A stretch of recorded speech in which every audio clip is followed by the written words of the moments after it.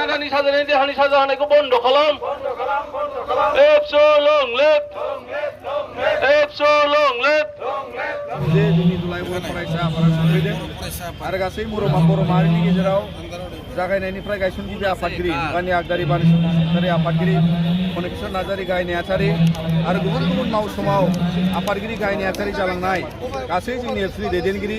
आरो गासै जि बिबान लानाय जिल्ला दखरा जेरावबो थानाय जोंनि दुलाय बर' फरायसा आफादनि मोनसे माहारिनि आफाद हिसाबै माहारियारि बादखौ लानानै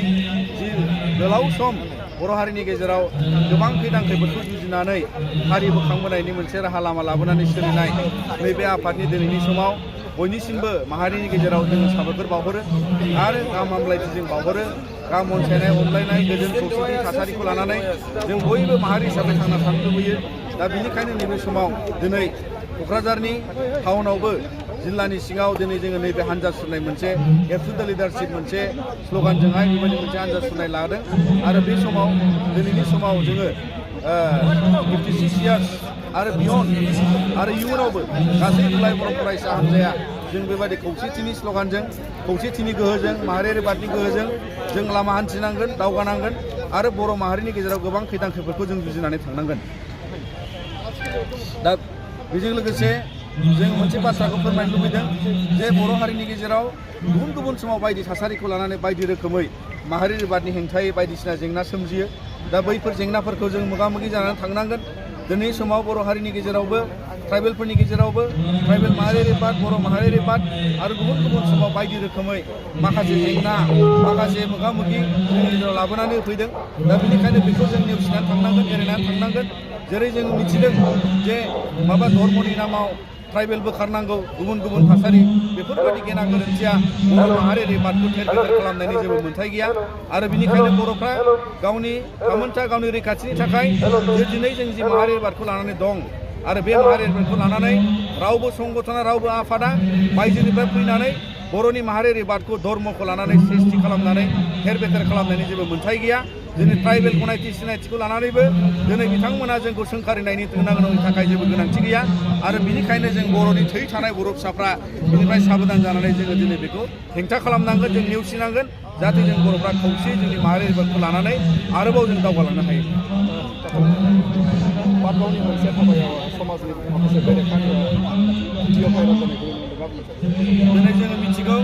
दुलाय बर' फरायसा आफादा अराय सम समाज बेरेखानि हेंथायै जों गसंलांगोन आरो बायदि थासारिखौ जों ससियेल मिडिया समाजाव जों नुनो मोन्दों जायफोरखौ जोङो दिनैहाय जायफोरखौ ड्राग्स जौ जुवा बायदिसिना माने रेकेट सोलिनाय माने ओनसोल बेफोरबायदि माखासे नुथाया बर' हारिनि थाखाय मोजां नङा आरो बेनिखायनो मोजां मोनसे डिसिप्लिन माहारि दानो थाखाय गेरेमसा हारि दानो थाखाय जोङो बैफोर खान्थिफोरखौ जोङो दिनैहाय एरायजोबनांगोन आरो बैफोरखौ जों हेंथा होलांनांगोन बादा होलांनांगन जायफ्रा बर'नि माहारियारि बाद बर'नि गेरेमसा हारि दानायनि हेंथा जायो बेखौ जों अराय सम नेवसिलांनांगोन আৰু ইয়াৰ যোগেদি আমাৰ আজি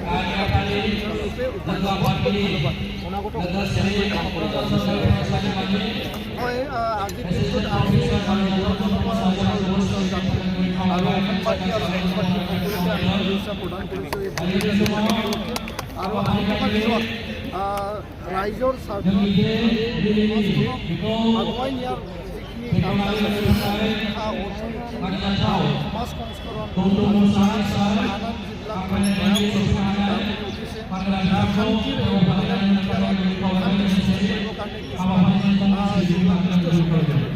আজি মানে কিছুমান কাম কৰিছে এইবিলাক দেখিবলৈ পাইছোঁ সেই যি দুষ্ট চক্ৰ তেওঁলোকক আহ্বান জনাইছোঁ যে অশান্তি আৰু টেৰৰ কৰিব পৰা যিকোনো মানে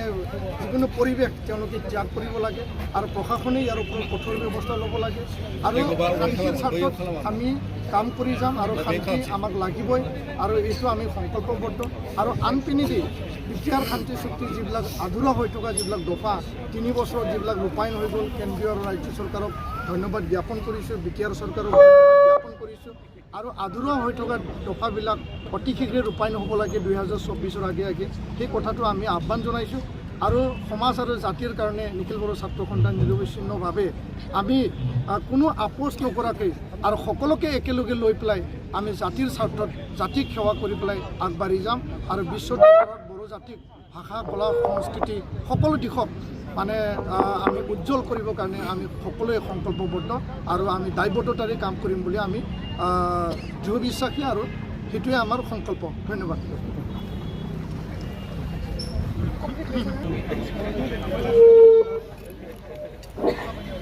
দিয়া নাযাব না আমি পোৱা নাই।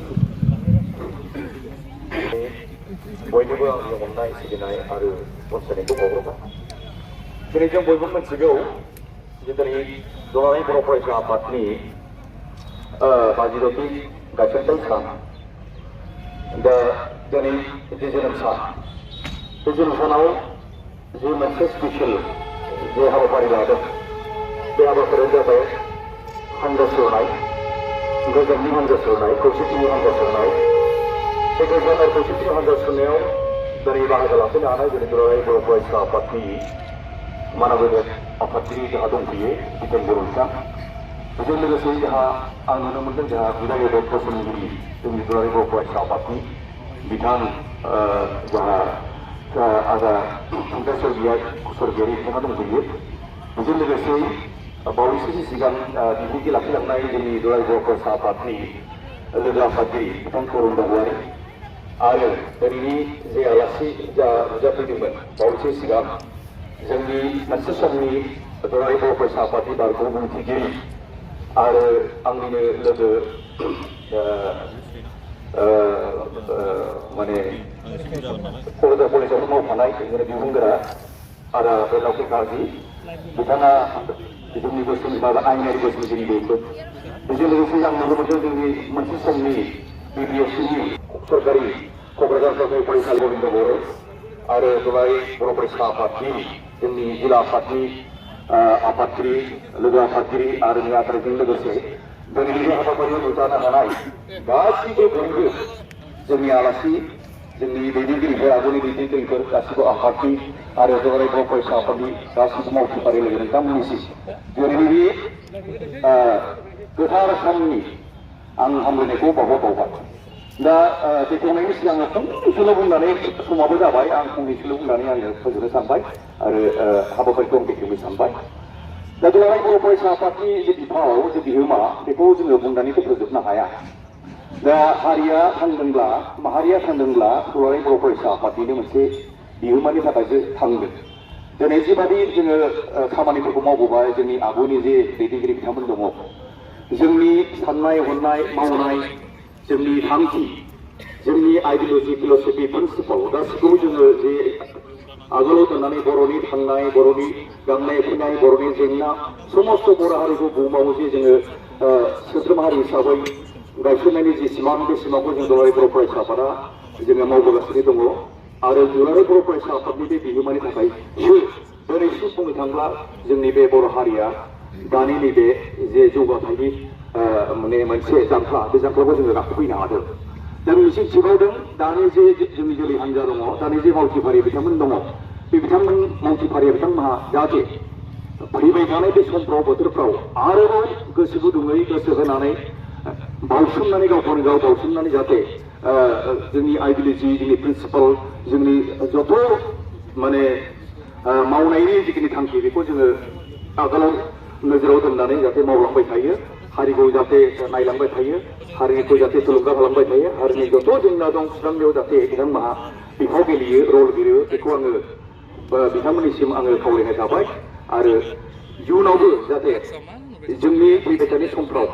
जेसेबां माने जे जोंनि जोलै हान्जा दं, जोंनि दुलाराय बर' फरायसा आफादनि जे मावथिफारि बिथांमोन दं, बिथांमोनहा कमप्रमाइज खालामाजासे हारि सिबिनायाव कमप्रमाइज खालामाजासे गोख्रों लामाजों थांनानै हारिखौ सिबियो आरो हारिनि रैखाथिनि थाखाय खामानि मावो बेखौ मिजिंथिनानै दिनै बे गोथार सानाव बयखौबो आंनि गोसो सिंनिफ्राय मोजां मोननायखौ फोरमायनानै आंनि जे हाबाफारि दिनै बेखेवनांगौ हाबाफारि दङ बेखौ बेखेवना होबाय।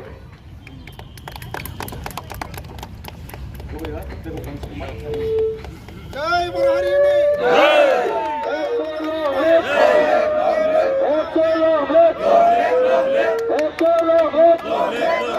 दुलाराय बर' फरायसा आफाद हादानो दुलाराय बर' फरायसा आफाद बर' फरायसा Budi berbarco Cina.